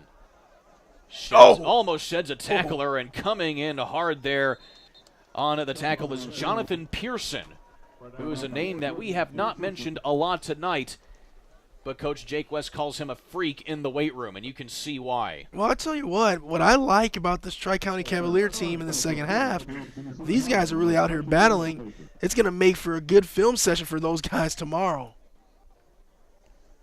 There will be something positive you can talk about for these guys if they keep playing this way. Now you have Turnpaw back in at running back. Well, of course, because it's a punting formation. It's 4th down. And a big, big punt. No kidding. And it falls right at the 45-yard line. An excellent punt, to say the least, there.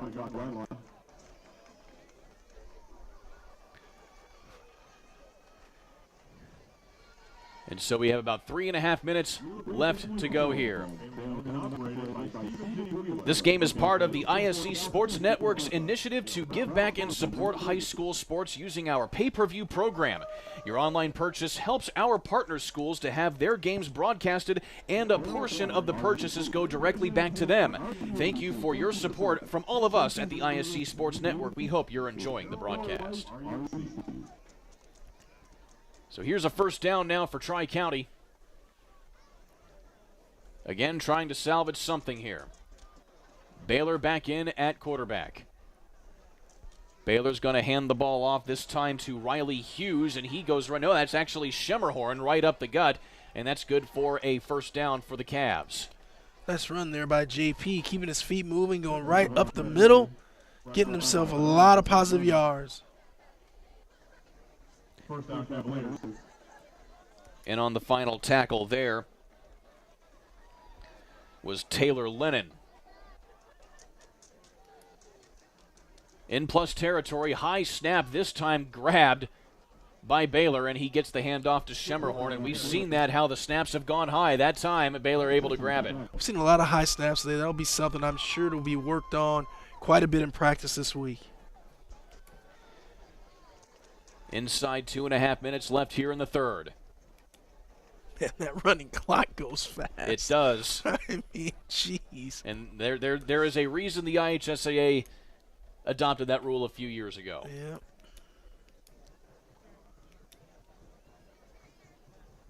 Baylor again off to Schemerhorn, has a blocker. Tries to shed through the tackle. There from Mullins. Good job by Carroll that time, getting a lot of bodies around the football to make sure they brought down JP Schemerhorn. So 90 seconds left here in the third. 3rd down and 5 for Tri-County. See if Tri-County can get themselves another first down here. Keep this drive going. Baylor with 2 backs in there with him. Barnett in motion. Handoff this time is to Pearson. And he uses his stocky frame to punch through the line and get a first down. Nice forward lean there. Get himself a first down. That's the first carry tonight for Jonathan Pearson. Really good run by Pearson.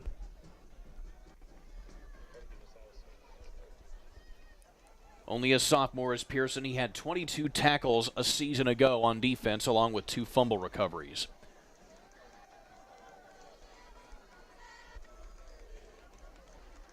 Baylor gives it to Pearson, who's tripped up in the backfield. And on the tackle there, looks like it's McMains again.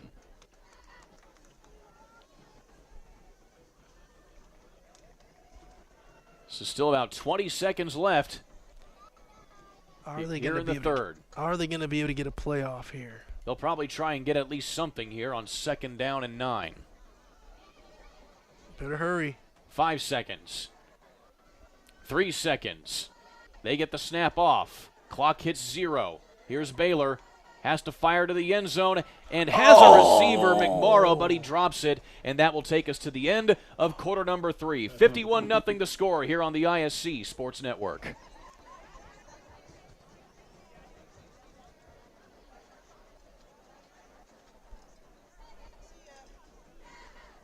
Many communities in rural America are often overlooked as underserved. These communities are being left behind due to lack of internet and access to state-of-the-art technology. That's why Mulberry Telecommunications provides rural broadband services and technology, and is growing their presence in north central Indiana. Because every community deserves infrastructure and beyond. To learn more, contact us today. The ISC Sports Network is your home for sports content across the Hoosier State. Find us live on TV and streaming or archived on our website and our app. The ISC is your one-stop shop for the content you want to see, including high school sports, college sports, and other great events throughout the year. Subscribe to our streaming service and get access to it all. ISC, local lives here.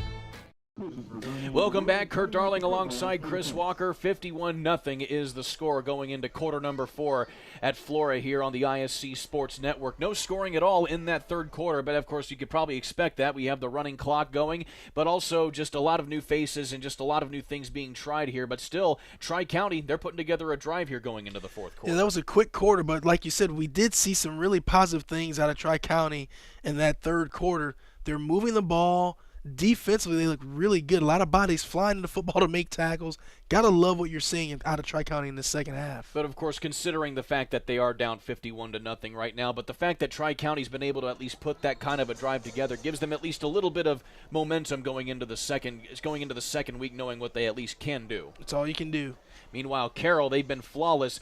Griffin Viney has been in at quarterback so far here throughout the game in the third quarter, and he's thrown a couple passes, but also has mostly been handing things off. We see Christian Tillman getting some reps in at running back as well. He's been stellar on defense tonight. Yes, he has. He's been good on really good on defense. Now we're getting to see him a little bit on offense.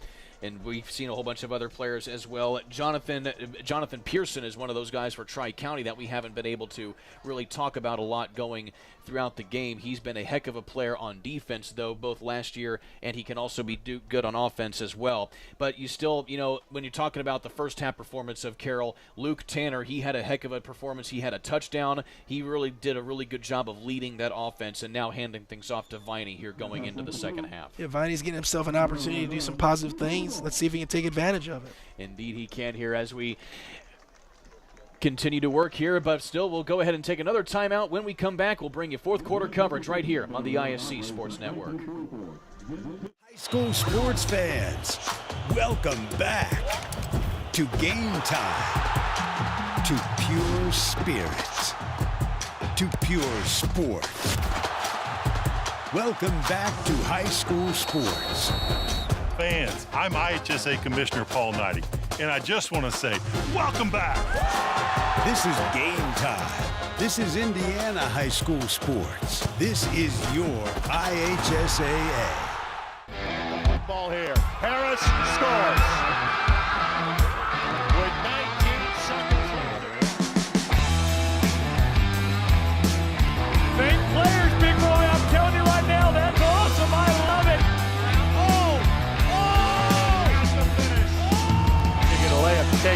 And an and one.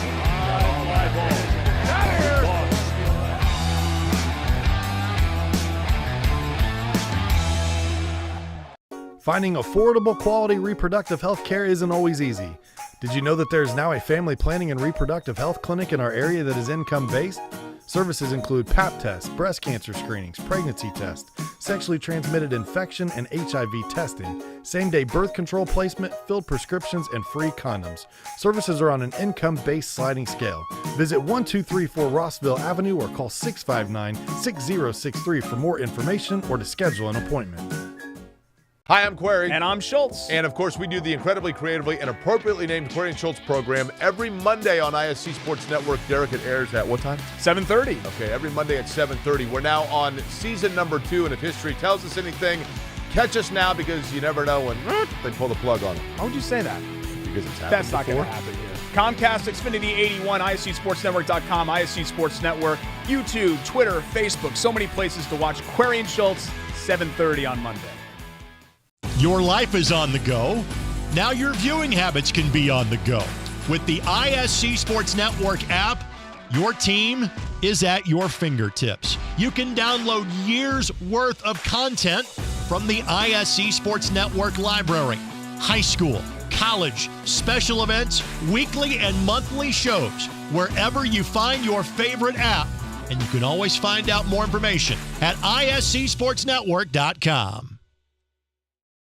For the ultimate Wi-Fi experience, you need a managed Wi-Fi service with advanced Blast Wi-Fi. Blast Wi-Fi systems provide ultimate coverage, ultimate performance, and ultimate power all the time. Available from Mulberry Telecommunications, Blast Wi-Fi systems feature the latest Wi-Fi 6 technology and are equipped with unrivaled bandwidth and 4 times more simultaneous connections so you can connect tons of devices throughout your home with no lag and no downtime. Plus, with 24/7 support and remote troubleshooting, you can rest assured that Mulberry Telecommunications is always here to help you should any issues arise. It's the ultimate Wi-Fi experience, and it's a blast. Blast Wi-Fi is now included with Mulberry Telecommunications fiber internet packages.